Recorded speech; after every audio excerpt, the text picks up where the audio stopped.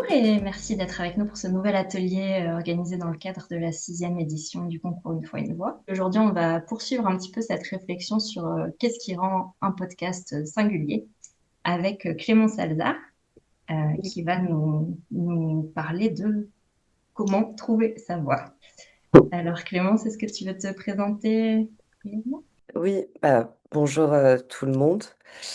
Donc, je m'appelle Clémence Alzard. Je fais des documentaires pour la radio depuis pratiquement 10 ans, surtout pour des émissions de France Culture comme Les Pieds sur Terre, LSD, la série documentaire Une histoire particulière, etc.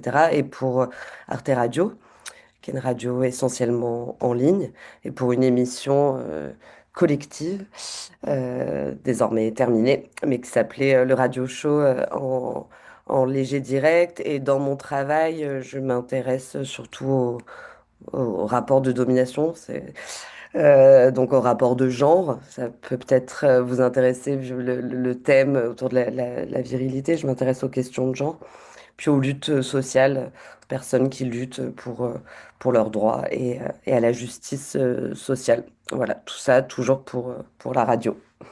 Pour commencer un petit peu avec une question très, très basique, mais Clémence, quand tu crées un documentaire, c'est quoi les premières questions que tu te poses? Voilà, j'ai essayé effectivement de réfléchir. C'est un exercice très intéressant d'ailleurs.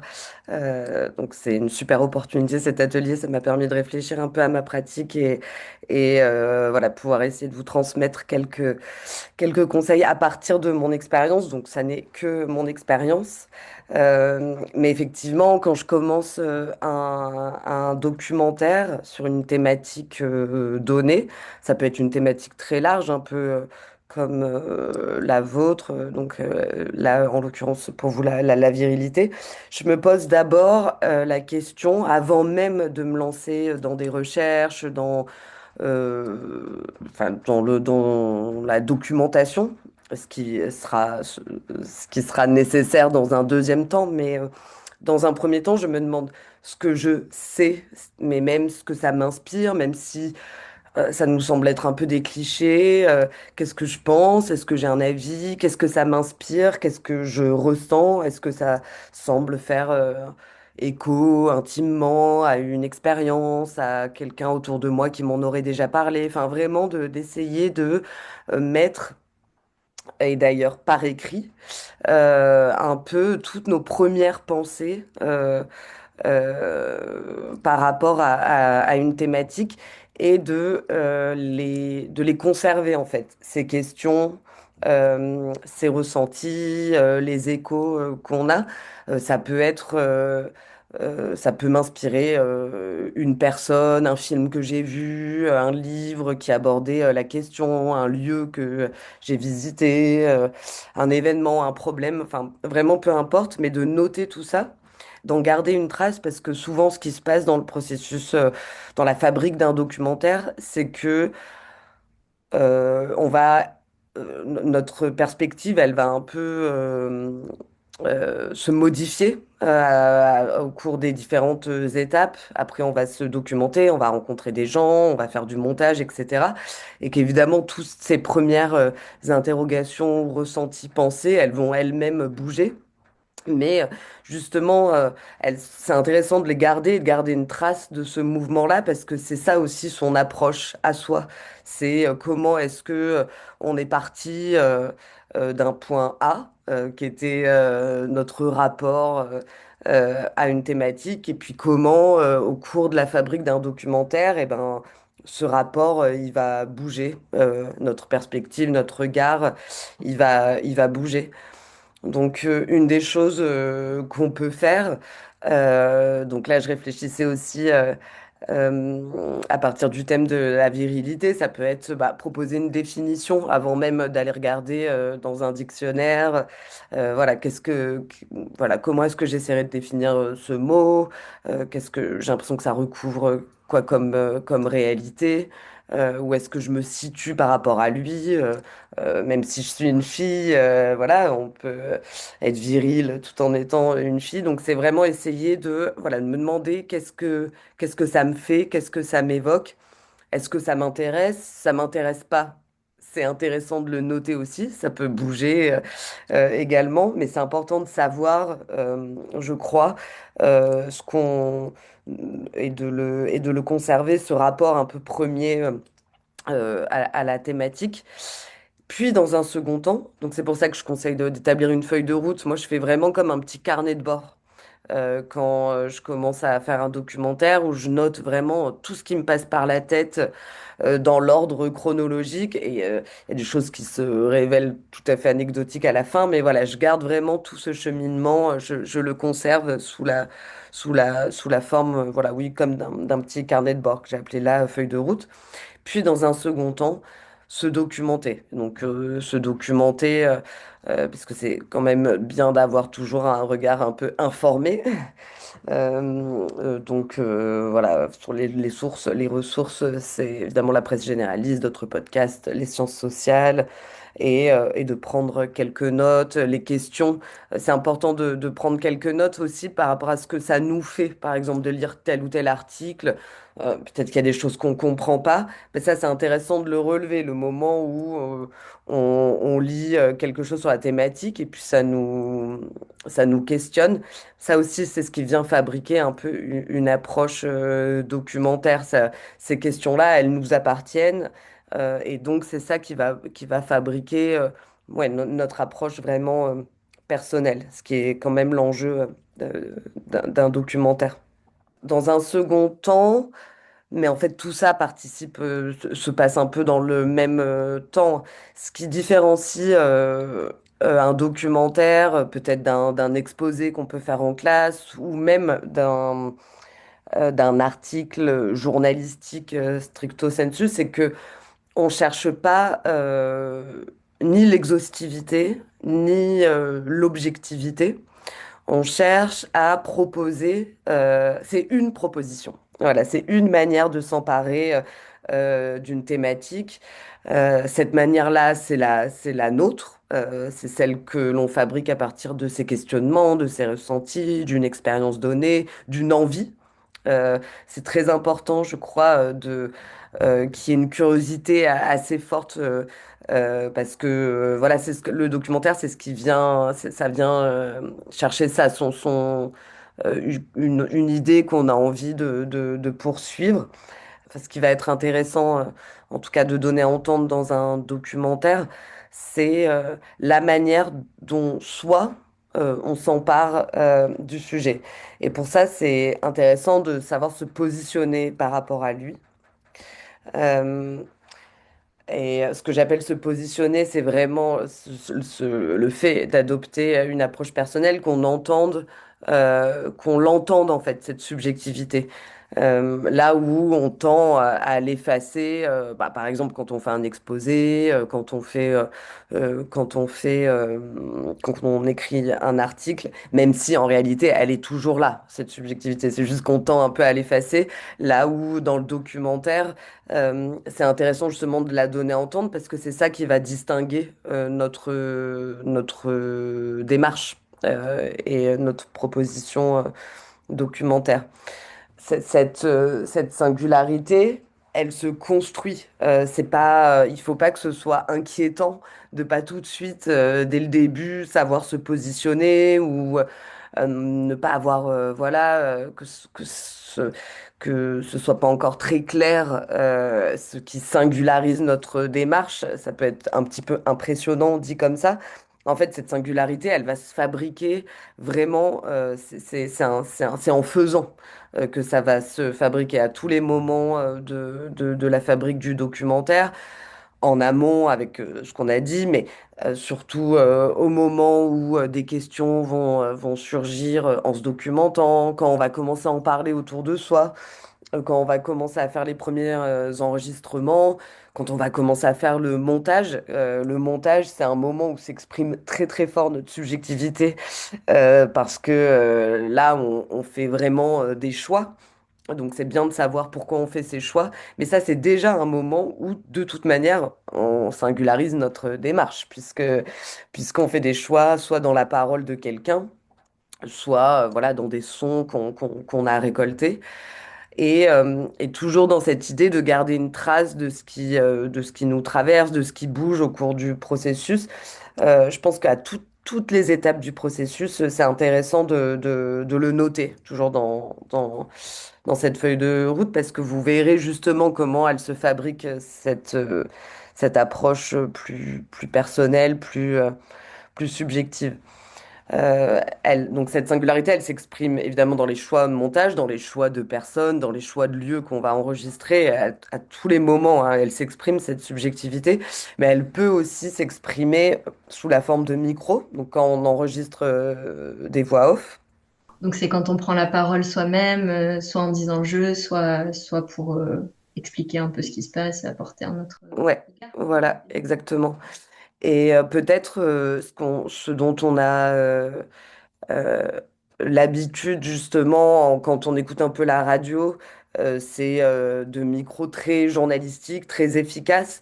La narration, les voix off en documentaire, elles ont un peu un autre statut. Parfois, effectivement, ça peut être simplement des informations, mais on essaie souvent qu'elles soient délivrées de la manière la plus incarnée possible, pas forcément justement sous la forme un peu d'un flash info très efficace, très concis.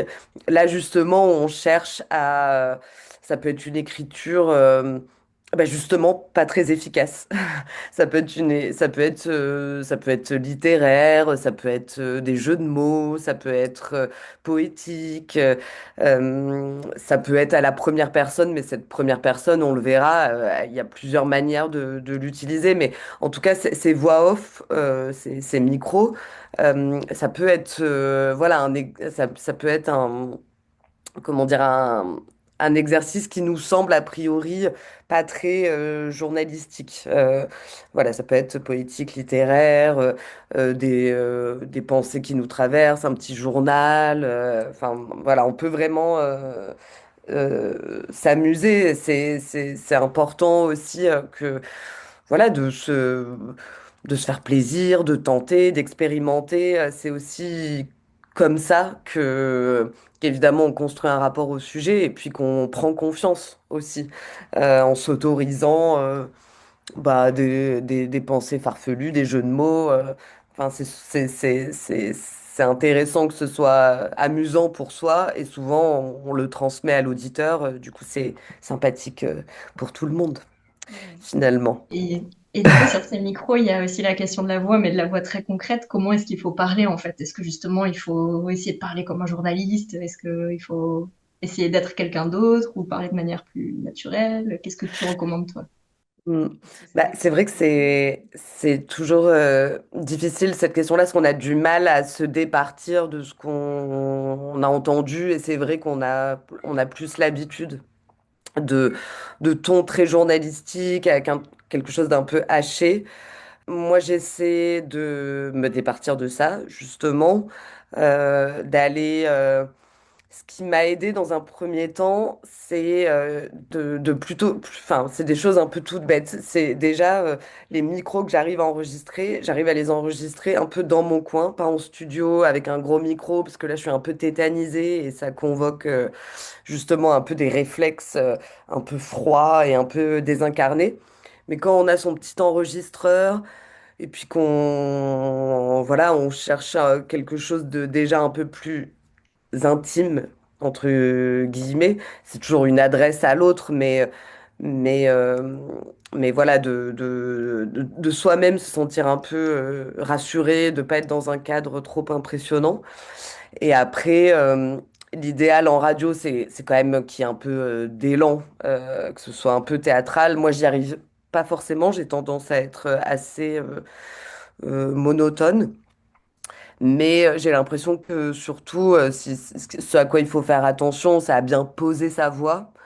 Voilà, prendre son temps, euh, penser à ce qu'on est en train de dire, ce qu'on a envie de raconter. Et j'ai l'impression que c'est surtout, voilà, prendre son temps et essayer d'être le plus naturel possible dans un exercice qui ne semble pas l'être tout à fait, mais d'essayer de parler un peu comme on parle tout le temps, en fait, quoi. Mais juste en faisant attention au débit, parce que c'est important de prendre son temps, ouais. Oui, puis je pense que toi, tu as été jury du concours l'année dernière et je pense que tous les ans, il y a des participants qui complexent un peu d'avoir une voix encore très jeune, voire enfantine, mais c'est aussi ce qui donne de la personnalité à vos podcasts. Il faut pas forcément essayer d'imiter en adulte un journaliste, de faire autre Ah chose. bah oui, c'est clair. En plus, justement, c'est trop beau d'entendre la voix de quelqu'un. On s'imagine toujours un peu sa personnalité, de pouvoir justement, oui, essayer de le situer en termes d'âge, se tromper peut-être, peu importe. Mais en tout cas, c'est nous qui parlons. On parle avec la voix qu'on a. C'est sûr qu'essayer de la déformer, c'est plutôt, ouais, dommage. Non, non, il n'y a aucun complexe à avoir. Voilà, pour illustrer peut-être cette question-là de comment se positionner, je voulais vous donner à entendre un extrait euh, d'une série documentaire que j'ai faite il y a quelque temps, qui s'appelle Les enfants peuvent-ils parler? Et on en parle juste après. LSD, la série documentaire. Un podcast France Culture. Oui, j'ai envie de dessiner. C'est quoi? Tu dois dire c'est quoi un enfant? Pour un enfant, c'est d'être bien sage et d'écouter les professeurs et d'écouter les adultes et les parents. Les enfants, c'est comme ils vont au parc, ils sortent avec leurs parents. Les enfants peuvent-ils parler? Les enfants peuvent-ils parler? Ça se fait des amis. Une série documentaire de Clément Salzar et Anne Ils Fleury. vont à l'école, ils apprennent Premier des choses. épisode. Infant, celui qui n'a pas de voix. Ils font des travaux d'équipe. Ils font des puzzles.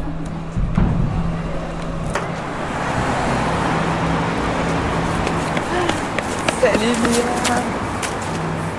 Ça va? Oui. T'as passé une bonne journée? Oui. Le vendredi, c'est trop bien. Pourquoi c'est trop bien le vendredi? Parce que l'après-midi, tu travailles pas du tout. Parce que t'as silence on lit, conseil d'élèves. C'est pendant la semaine, il y a des... Mia est la fille d'une amie, enseignante en BTS. À ce moment-là, nous sommes en septembre 2023. Elle a 9 ans et demi, le demi-compte. Et pendant quelques mois, nous nous sommes régulièrement donné rendez-vous pour discuter et réfléchir ensemble à la place des enfants dans la société, avec Mia et avec ses amis. Parmi elles, Naya, sa voisine et grande copine, qui, elle, vient de rentrer au collège. Elles vivent à un étage l'une de l'autre, dans le même immeuble, porte de Bagnolet, dans le 20e arrondissement de Paris. C'est un rituel bien institué entre elles. Les semaines où Mia est chez Maman Eva, Naya dévale les escaliers pour la retrouver. Ouais. Oui, d'abord on pose les trucs.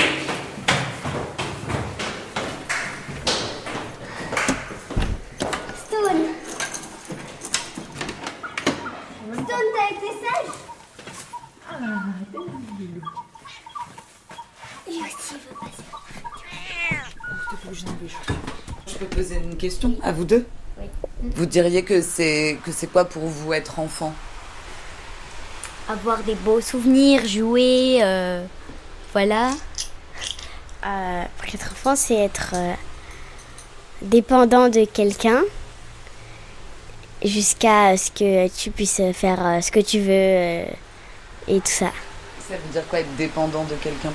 Par exemple, tu dois faire quelque chose, par exemple quelque chose un peu grand, un peu exagéré.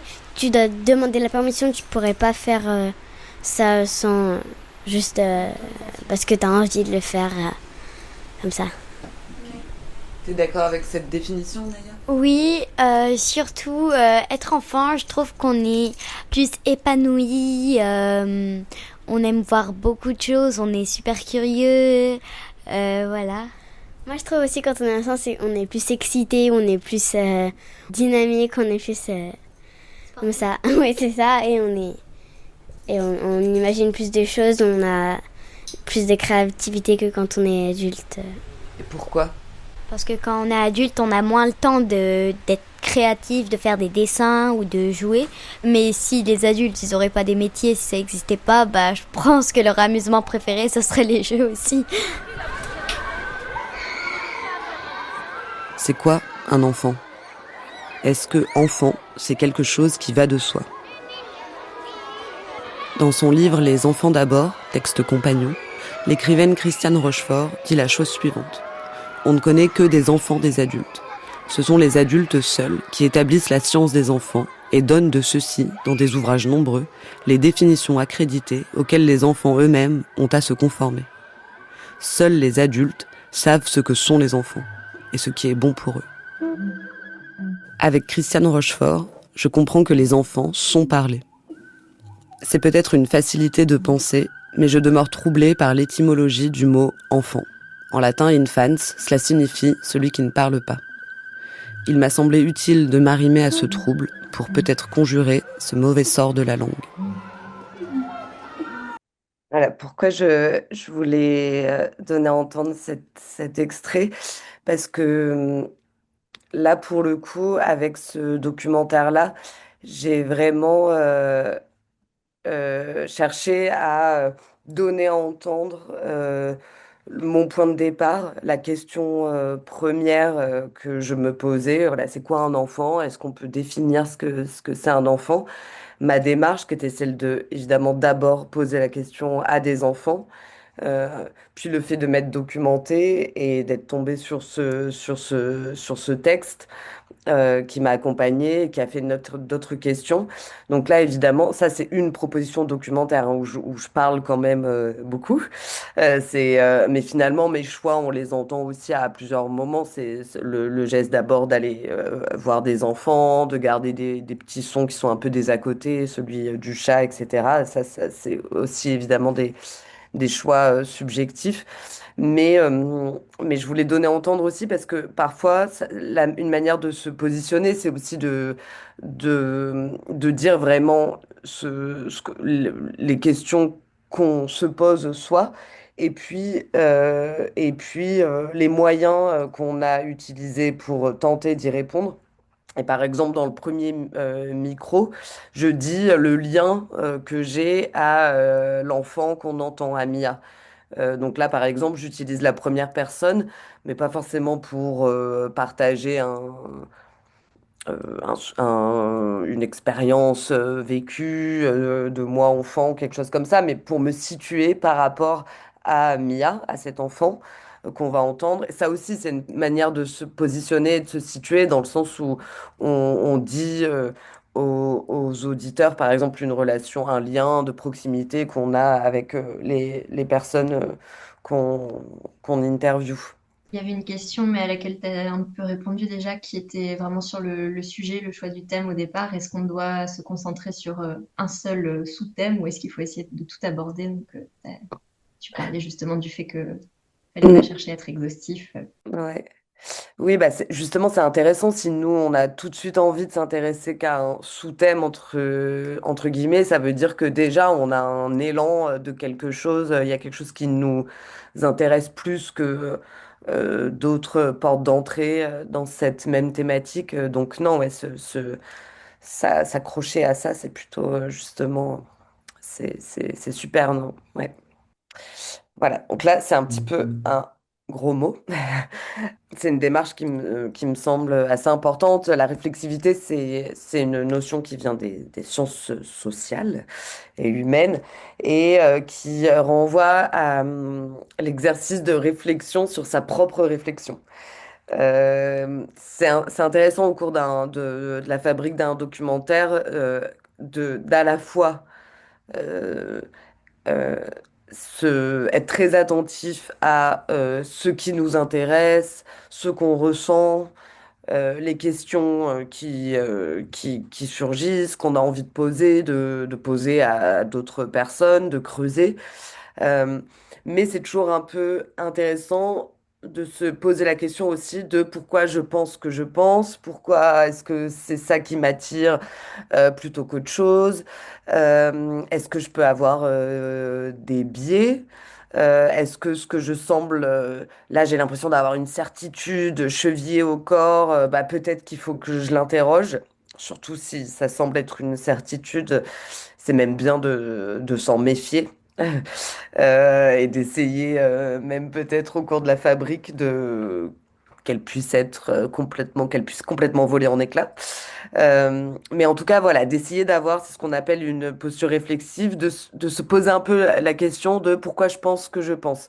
Parce que encore une fois, c'est central que s'exprime notre subjectivité, mais notre subjectivité, elle peut commettre des erreurs, elle peut être un petit peu maladroite, et en tout cas, c'est toujours intéressant de venir un peu la travailler. Et même pour soi, c'est toujours intéressant voilà, d'essayer de creuser un peu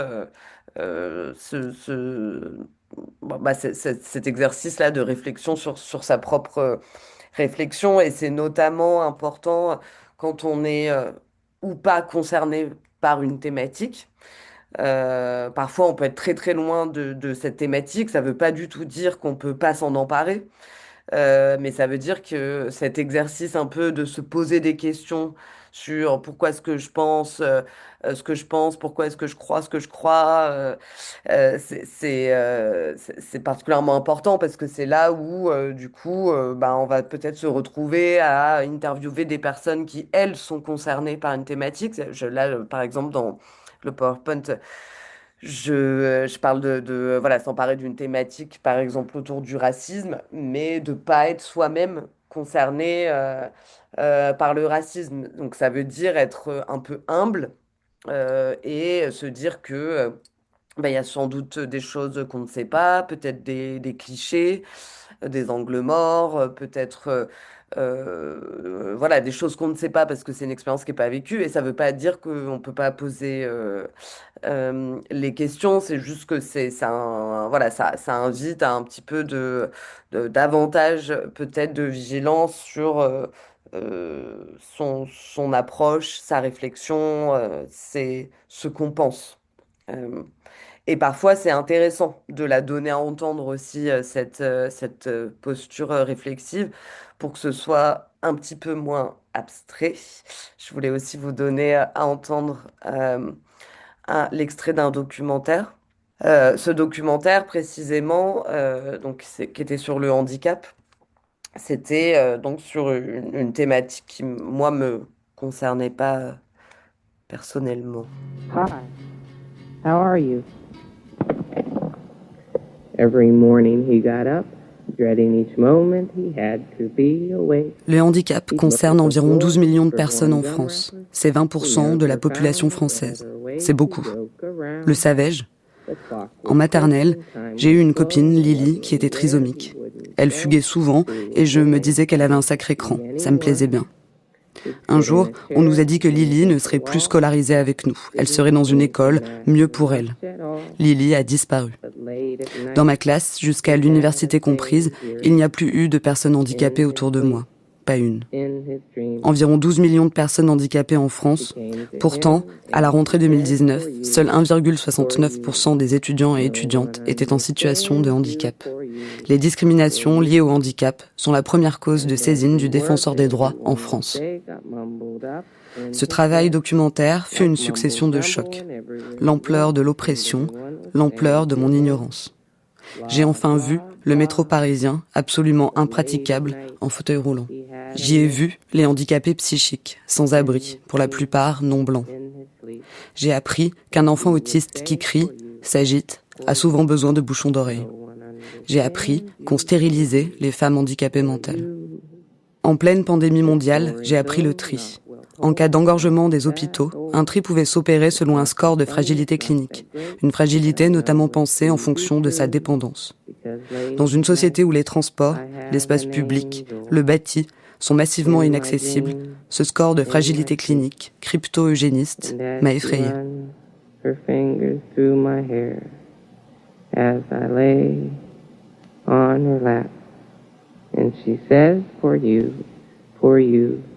No one understands you, poor you, poor you.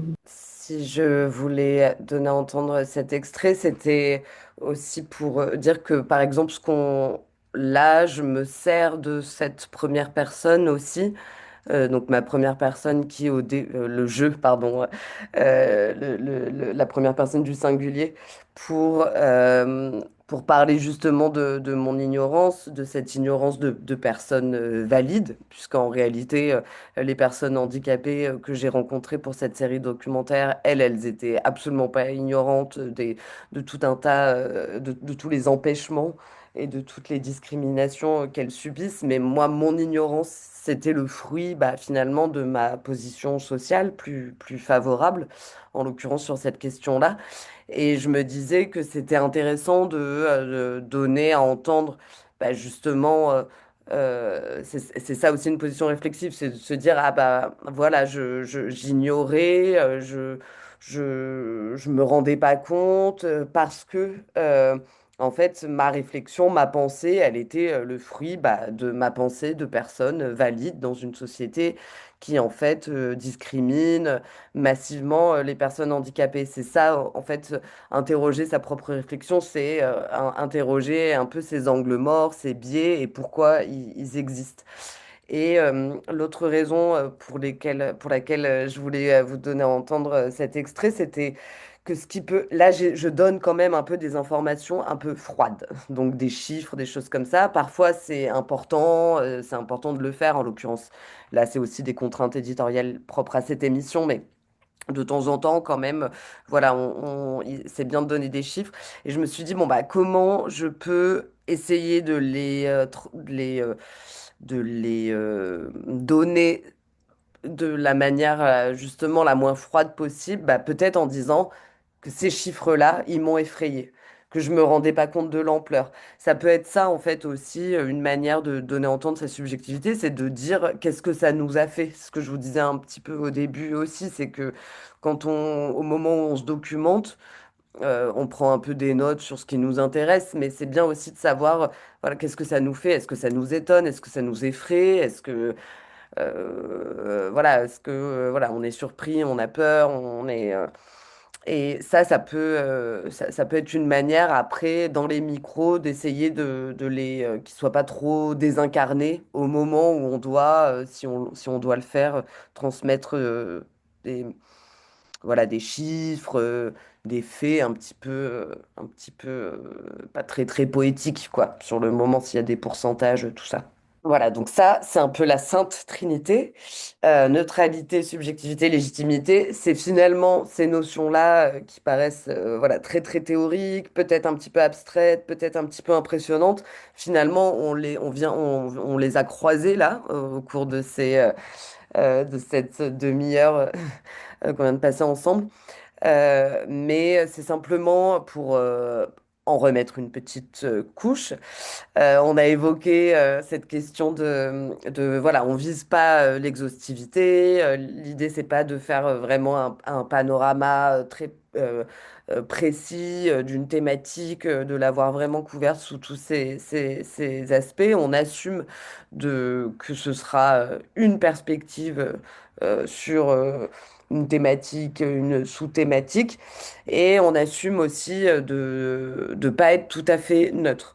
On peut viser l'objectivité, hein, c'est possible en science, c'est avoir une méthodologie très rigoureuse, mais la neutralité, on n'est jamais neutre, on parle toujours un peu avec ce qu'on est, ce qu'on a appris, ce qu'on a vécu, son environnement social, son éducation, sa culture, etc. Enfin, tout ça, c'est des données qui orientent quand même notre expérience et notre perspective sur le monde. Et forcément, ça s'entend aussi dans un documentaire. Et c'est tant mieux, en l'occurrence. Il ne s'agit pas de se prétendre neutre. Voilà, ce qui est important, c'est de plutôt assumer de ne pas l'être. Et comme on l'a dit, voilà, après, ça empêche pas de se questionner un peu sur ses biais et tout ça. Donc c'est la même chose pour la subjectivité. Assumer qu'on l'est, ça veut dire se faire confiance aussi si par exemple la thématique dont on cherche à s'emparer, elle nous fait surtout penser à une musique un lieu, un coin de forêt. On peut avoir des choix comme ça très radicaux, même sonores, qui sont pas comme ce qu'on a entendu là, une narration, des micros. Ça peut être vraiment un choix extrêmement subjectif d'entendre, oui, un, un bout de forêt. Je sais pas moi, une plage bondée. Enfin, en tout cas, il y a plein enfin, assumer sa subjectivité, c'est assumer des idées qui peuvent nous paraître un peu, on- un peu, ah oui, je l'ai déjà dit, mais un peu farfelu, un peu fantasque. Au contraire, c'est intéressant d'avoir un parti pris un peu fort, que ce soit dans comment est-ce qu'on explicite sa démarche avec des mots ou un parti pris un peu fort avec une unité de lieu, avec des sons, voilà, bah, comme je l'ai dit, d'une forêt, d'une plage, d'une place dans une ville qui nous semble, euh, là, je sais pas, ça pourrait être ça peut être un tout sonore, ce qu'on appelle un tout sonore quand il n'y a pas de micro, d'un terrain de pétanque. Là, moi, là où j'habite, il y a un terrain de pétanque sur la place de la mairie. S'y exprime une forme de virilité chaque jour. Et ben, ça pourrait être juste d'entendre ça pendant 20 minutes, les interactions des hommes entre eux. Enfin, voilà, ça peut être un choix comme ça, très fort, sonore, extrêmement subjectif, mais qui donnera à entendre sa manière singulière de s'être emparé de cette thématique.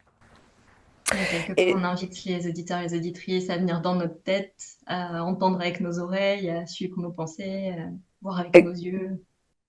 Tout exactement, ça à la fois, oui. ouais, exactement. C'est exactement ça, ouais. Et la question de la légitimité, ça c'est une question que je me suis beaucoup posée, qu'on est très nombreux et nombreuses à se poser tout le temps. Mais tout le monde est légitime. En réalité. Ça, c'est très important, je pense, de le dire, quel que soit, encore une fois, notre rapport de proximité ou pas à une thématique donnée. En fait, le documentaire, c'est un travail voilà, où on se pose des questions sur, on s'empare d'une thématique, on se pose des questions sur nos biais, on se documente, on rencontre des gens. Tout ça, ça fabrique de la légitimité. Surtout si on a, ça veut dire que je suis un petit peu monomaniaque, mais surtout quand on a une posture réflexive, on est à peu près sûr d'être, voilà, d'avoir des précautions. Donc c'est de prendre en tout cas, enfin d'être vigilant à ces angles morts. Donc, le plus important, c'est d'écouter les gens qu'on va rencontrer, de se laisser déplacer aussi par ce qu'ils vont nous dire, par les lieux qu'on va arpenter, par tout ce qui va bouger en nous au cours de la fabrique du documentaire. Euh, et c'est tout ce travail-là, d'écoute qui finalement la fabrique, cette légitimité. C'est un travail de toute manière de fabriquer un documentaire. On va passer à la question de la narration à la première personne ou pas. Donc là, on a un petit peu entendu des extraits où il y avait où j'utilisais la première personne. Pour moi, il y a un peu deux cas de figure dans le documentaire où on utilise la première personne. Euh, le premier cas de figure, c'est quand on est concerné par la thématique ou un proche et que c'est l'histoire de ce proche, par exemple, qu'on va raconter et qu'on estime que sa propre expérience, elle contient des informations qui sont importantes à transmettre dans le cadre de ce documentaire. Mais il me semble toujours important de se poser la question de à quoi il sert ce jeu. Euh, Est-ce que ça va enrichir le récit documentaire, qu'il soit vraiment littéral, explicite? Et la réponse est oui, souvent. Moi, dans mon cas, je l'ai utilisé. Je vais vous donner, c'est un extrait très très court là pour le coup. Euh, euh, Parfois, vraiment. très typiquement, le fait d'être concerné par une thématique, ça va nous faire avoir un point de départ sans doute un peu inexplicable pour qui n'est pas concerné par cette thématique. Je vais m'expliquer, c'est un peu abstrait. Là, je vous donne juste à entendre ce petit extrait et vous allez comprendre. Donc, c'est pour une série documentaire qui s'appelait Sortir les lesbiennes du placard. Excusez-moi de vous déranger, les amoureux, c'est Martine qui vient d'appeler. Faudra aller récupérer les gosses chez elle à 2h. Merci. Oh, au fait, je m'en vais. Enfin une bonne nouvelle. Mais pourquoi? Marie-Jo, attends. Oh, mais qu'est-ce qui lui prend? Marie-Jo! Quoi encore? Marie-Jo, oh, j'ai quand même le droit de coucher avec mon mari, non? Je dois avoir 9 ou 10 ans quand Josiane Balasco et Victoria Abril font irruption dans mon salon. Je ne suis pas lesbienne, je suis rouge vif. Je n'oublierai jamais mon malaise teinté de grande curiosité. Des images de lesbiennes, j'allais en manquer. Sans images, c'est le concept même de lesbienne qui m'est étranger. Aimer les filles, ça ne peut être que mon petit secret. T'en as parfaitement le droit, et moi, j'ai parfaitement le droit de partir. L'histoire manquante. Pour une fois, je suis entièrement d'accord avec Sortir les lesbiennes du placard. Voilà, là par exemple, j'ai choisi pour ce documentaire-là d'être très explicite dans le sens en donnant c'est pas une information, mais en donnant, en disant que j'étais moi-même lesbienne, parce que en fait, quand je réfléchissais à la question des représentations, ce qui me venait, c'était ce film que probablement si vous êtes né dans les années 2000, vous n'avez pas connu, qui s'appelle Gazon maudit, qui était un film quand même très populaire dans les années 90. Et moi, si je pensais représentation des lesbiennes dans la culture populaire, à la télé, c'était tout de suite ce qui me venait à l'esprit. Et je me disais, mais je peux pas juste commencer mon documentaire avec un extrait de Gazon maudit sans expliquer pourquoi c'est ça c'est ça que je veux faire comme je veux amorcer mon documentaire avec ça, mais il faut que je donne un peu quand même des informations. En fait, je me suis dit, ah, mais parce que c'est aussi une expérience assez fondatrice de mon propre rapport à mon identité, c'est-à-dire un mélange un peu de honte à la vue des actrices, en tout cas de celles qui incarnent la lesbienne du film. Et je me disais, bon, bah voilà, c'est aussi un point de départ pour un documentaire, pour interroger les représentations. Et je suis aussi un point de départ, entre guillemets, puisque je l'ai reçue, elle m'a fait quelque chose, et puis 20 ans plus tard, j'ai un autre rapport à ces images et accessoirement aussi à mon identité. Là, ça me semblait pertinent, en fait, de partir avec cette chose-là, le partage de ce film qui me semblait évident, mais de donner quelques informations un peu intimes pour nourrir la narration et expliquer un peu ce geste documentaire aussi. Mais en l'occurrence, dans un autre cas de figure, l'utilisation de la première personne, ça peut être non pas forcément le partage d'un souvenir issu de son passé, d'une expérience vécue.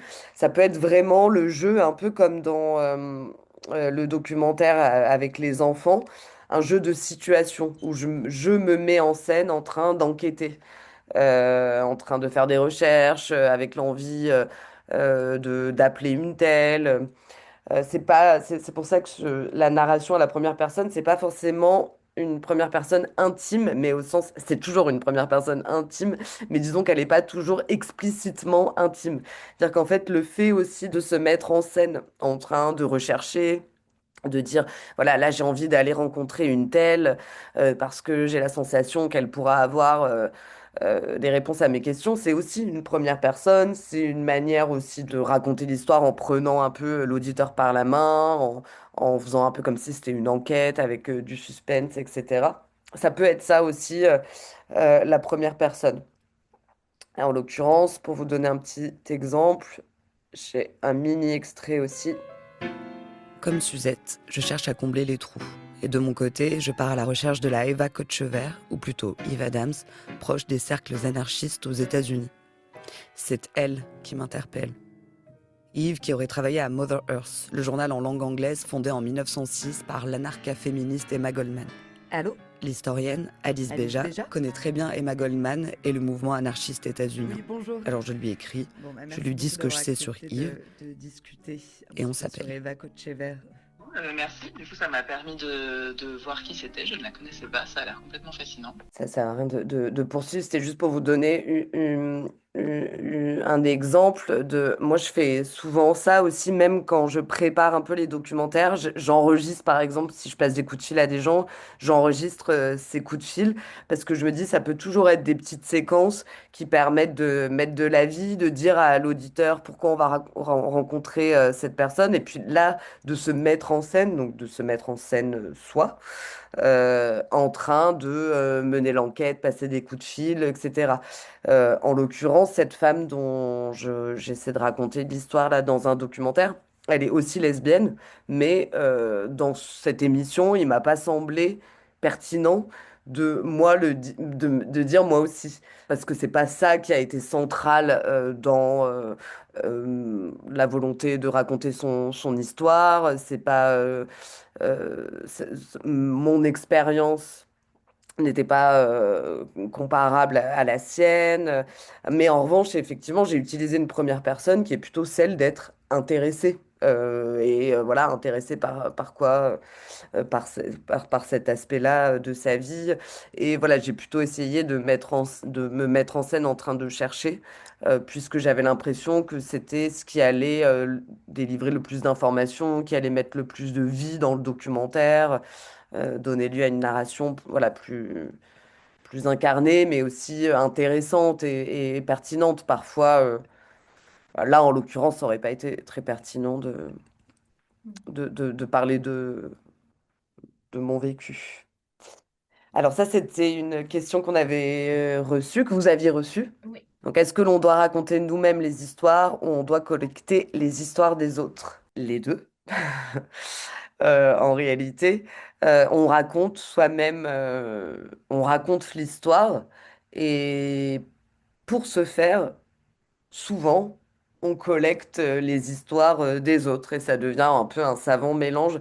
Mais effectivement, on est aussi un des personnages. On est un personnage qui se pose des questions, qui fait des rencontres, qui ressent des choses et puis qui va rencontrer d'autres personnes avec lesquelles on va voilà, partager, poser des questions. Et on va faire avec cette matière-là, cette matière qui vient de soi, mais avec, qui se modifie aussi au contact des autres. Souvent, le documentaire, quand même, c'est une démarche tournée vers les autres. Après, ça peut être tourné vers un lieu, mais c'est quand même assez rare de pas du tout avoir de parole d'autres personnes dont on va recueillir la parole, le récit, l'expertise parfois. Mais effectivement, c'est toujours, on raconte toujours nous-mêmes l'histoire. On s'efface jamais derrière l'histoire, puisque de toute manière, on est à l'initiative de quelque chose. On est à l'initiative de la prise de contact, de la rencontre, du fait de se trouver à tel moment, à tel moment, à tel endroit. On est toujours là, nous, avec nos oreilles, notre regard. Euh, nos manières de poser les questions. Donc oui, c'est toujours nous, par nous que ça se passe, mais avec les autres, ouais, souvent.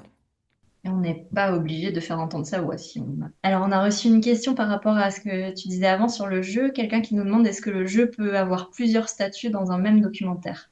Par rapport oui, bien sûr, il peut avoir plusieurs statuts, on peut faire ce qu'on veut, hein. Là, j'avais juste résumé, en fait, un petit peu tout euh, toutes les diapositives précédentes. Donc, cette idée, voilà, de créer un document qui est un peu comme son journal de bord, où on consigne un peu ses interrogations originelles, ce qu'on sait, ce qu'on ressent, et surtout ne pas effacer et garder au fur et à mesure, enfin voilà, noter les nouvelles choses qui nous viennent au fur et à mesure de la fabrique du documentaire, s'interroger sur son propre rapport, sa position par rapport à la thématique. Et puis, ce qui me semble toujours très, très important, de se faire confiance euh, parce qu'on est légitime, mais d'être toujours humble. C'est toujours du temps qu'on nous accorde. Et les gens sont très sympas en général, mais c'est toujours voilà, important de l'écouter, d'être curieux, et puis voilà, de se poser des questions, mais encore une fois, évidemment, de se faire confiance.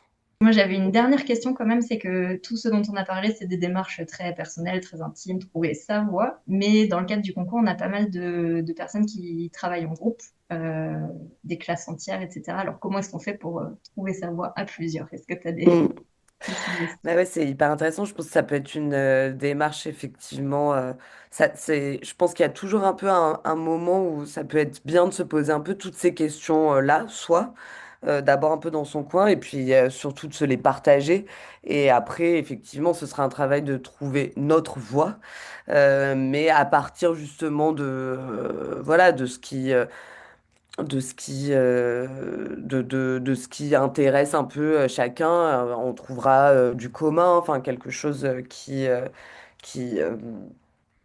qui nous intéresse, qui nous fait réagir. Et puis justement, dans cette mise en commun, émergera une voie commune ou alors des voies. Après, c'est comment est-ce qu'on les fait s'incarner dans le documentaire. Il peut y avoir justement, peut-être dans un documentaire collectif, des moments où on entend où on entend des perspectives un peu différentes, ou alors on arrive justement à trouver une perspective vraiment commune, et c'est possible, oui, en se partageant justement ces petits journaux de bord, et en se documentant ensemble, et en mettant en commun, ouais.